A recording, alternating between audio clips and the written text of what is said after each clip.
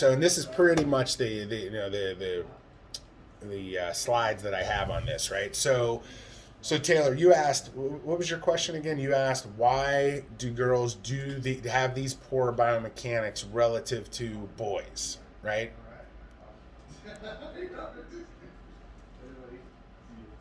Right. So the argument right now would be basically that males and females are very similar until they hit puberty, right? So then estrogen goes up and testosterone goes down in females, and testosterone goes through the roof in boys, right? So the argument is that boys are going to more naturally gain the strength that's needed to happen to control their body during these positions, and they're going to have less of a tendency to put their body into poorer positions because they're going to basically increase their strength reciprocally as they grow from the time they hit puberty, which most athletes as well also see a typical decrease in body fat and increase in lean muscle mass, where females naturally see an increase in their body fat and relatively they see a decrease in their muscle mass when they hit puberty, just even just from the breast formation, right? The bodies of females get a little bit fatter, and we know that just from basic body composition um, testing between males and females, right? And so the next part is that there's also a latency in the firing of the hamstrings, and basically so there's a delayed almost reaction time in the way that the hamstrings fire, and especially particularly in these positions. And the the next argument would be is that, and this is coming, starting to get a little anecdotal on my end.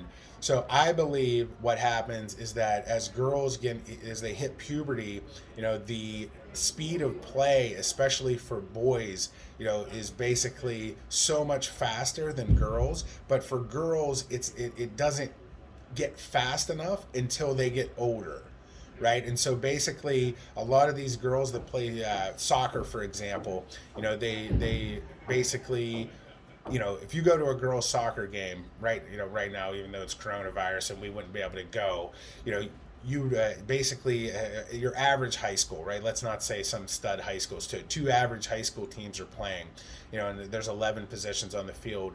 There's probably 3 or 4 girls on the field that are pretty athletic, right? And then you have the rest of them that are kind of okay. If you go into the club soccer situation, you're going to see a lot more. But I've worked with club soccer, my entire career, and you still see this kind of discrepancy there, where you still have these 3 girls or 4 girls that are pretty athletic, and the rest of them are kind of average.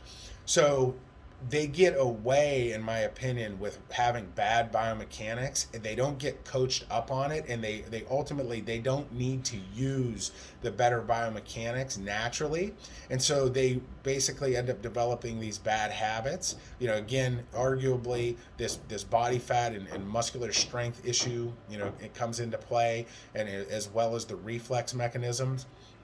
And so on a basic thing, we see weakness in the hips. I didn't even say that. It's funny because I almost just assume that we're understanding that, but I should highlight that we see weakness in the hips, we see weakness in the hamstrings. This delayed hamstring firing, and we also see a less of ability to control the trunk, or what you would look at as core proprioception, and which I always thought was really interesting, because this will come back to kind of like anecdotal as well. Like most little boys, like Xander's age, for example, when he has a little birthday party or whatever, they're over there wrestling and tussling around and grabbing each other and throwing each other around, and the girls kind of have this like hands-off thing, like don't touch me, and you stay over there, and we're gonna talk, and we're gonna play these games, and they're much more verbal, and they're much more into these social type of games and whatnot that they play with each other. And my argument is that has a factor on core proprioception. And also an interesting thing with this would be to see, Chrissy, is that if doing activities like gymnastics or dance would show a less of a high risk factor for ACL tears, because their core proprioception would be higher. And I think a lot of it comes from this kind of natural development where you're not being forced to put yourself into these positions. You're not doing the activities that you need to do to stimulate the correct motor patterns that are going on. And then ultimately, this speed of play issue. So, as the speed of play starts to increase, as they get into, because you don't typically see these injuries until, like, maybe sophomore year of high school, junior, senior year. And then, as we were saying on the one slide before, I didn't highlight it, but I wanted to. The one bullet point was that 1 out of 10 female athletes has an ACL tear that's in college right now. Right, so 10% of all college female athletes has an ACL tear, but it typically, again, doesn't occur in college. It usually happens before college, and basically right, at that high school time, where it's also a really important time because you're getting all your recruiting and all your showcases and all your club sports and all of that. But the speed of the game is really picking up, and because of those bad habits that you've developed over the years of not getting into the right positions, you basically have a higher risk factor at that time. That's my personal opinion on what happens. And if you go to practices, for example, with these lacrosse, volleyball, they don't really coach it either. It's not like, hey, stay in your stance, keep those knees bent, keep those hips down, make sure that you're staying in the right position. So the one, actually, I wish I had this video. The one girl, a soccer player that I worked with, she was basically kind of like in a real upright position, jogging around to like kind of midfield 50-yard line, and really, really upright, and in this erect position. And this is what actually gave me the thought. This is probably 7 or 8 years ago. And she took off to sprint from this very upright position and never lowered her center of gravity when she went to cut and change directions, because she was already up so high. And when she planted, just like this girl here, look how high she is, right? Why this can't be a competitive advantage, right? Only if you can get away with doing it poorly over and over and over again. Right? And then once you get too fast and you go to try to change directions, boom, you're going to end up having this injury.